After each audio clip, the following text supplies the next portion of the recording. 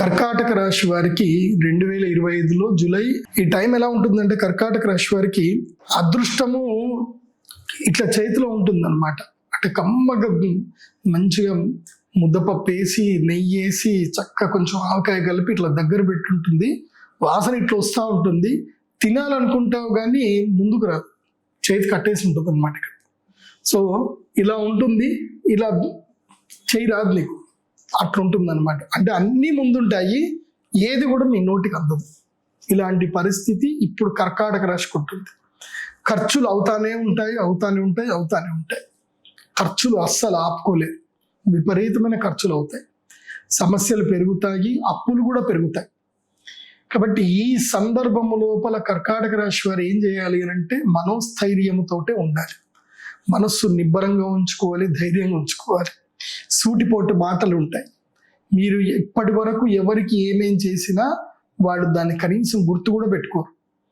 పిల్లల నుంచి కూడా మాటలు వచ్చే అవకాశం ఉంటుంది. ఇవన్నీ కూడా జరగడం మంచిదే అని అంట. ఎందుకోసం అంటే మీకు ఇప్పుడు ఇదంతా జ్ఞానోదయం అయ్యే సమయం ఇది. ఈ జ్ఞానోదయం అయితే గనక మీకు భవిష్యత్తు ఇంకా బాగుంటుంది. కాబట్టి భాగ్య నష్టం జరిగే అవకాశం ఉంటుంది. కాబట్టి నేను కర్కాటక రాశి వారికి చెప్పేది ఏంటంటే మీరు చాలా సైలెంట్గా ఉండాలి. ఎంత మౌనంగా ఉంటే మీకు అంత మంచిది. ముఖ్యంగా యంగ్స్టర్స్ చెప్పేది ఏంటంటే ఇది learning time, not earning time.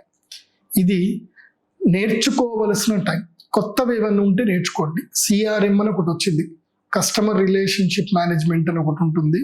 అలా సిఆర్ఎం సాఫ్ట్వేర్లు కానీ, ఆండ్రాయిడ్ ఐఓఎస్ అప్లికేషన్స్ కానీ, డిజిటల్ మార్కెటింగ్ కానీ, లేదంటే ఏఐ టూల్స్ కానీ, ఇవన్నీ కూడా నేర్చుకోండి యంగ్స్టర్స్.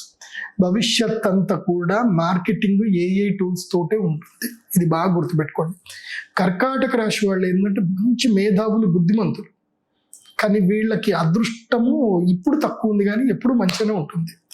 అందులోపల పుష్యమి, ఆశ్లేష, ఈ ఇద్దరికి చెప్తున్నాను ఏంటంటే మీకు మంచి టైం రాబోతుంది. మీరు నేను చెప్పిన టెక్నాలజీ నేర్చుకోండి. అండ్ చెప్పుడు మాటలు వినకండి, ఎవరి మీద డిపెండ్ అవ్వకండి.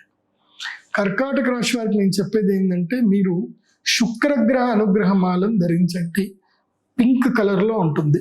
ఈ శుక్రగ్రహ అనుగ్రహ మాలను ఈ 4 నెలలు ధరించండి. అలాగే ప్రతి శుక్రవారము పాలు, బెల్లము, కాజు, కిస్మిస్లు వేసి మంచిగా అన్నం, పాయసాన్నం తయారు చేసి లక్ష్మీదేవి అమ్మవారి దేవస్థానం కానీ, దుర్గా అమ్మవారి దేవస్థానం, ఎక్కడైనా అమ్మవారి దేవస్థానానికి వెళ్ళి 1 కిలో పాయసం నైవేద్యం పెట్టి వచ్చే వాళ్ళందరికీ కూడా పంచమని చెప్పండి పంతులు గారికి. ఇలా 16 శుక్రవారాలు చేయండి. మీకు ఈ నెగిటివ్ అంతా కూడా పోయి మంచి పాజిటివ్ క్రియేట్ అయ్యే అవకాశం ఉంటుంది. కర్కాటక రాశి వారు మిస్ చేసుకోవద్దు. శుక్రగ్రహ అనుగ్రహం మాల వేసుకోండి, బాగుంటుంది.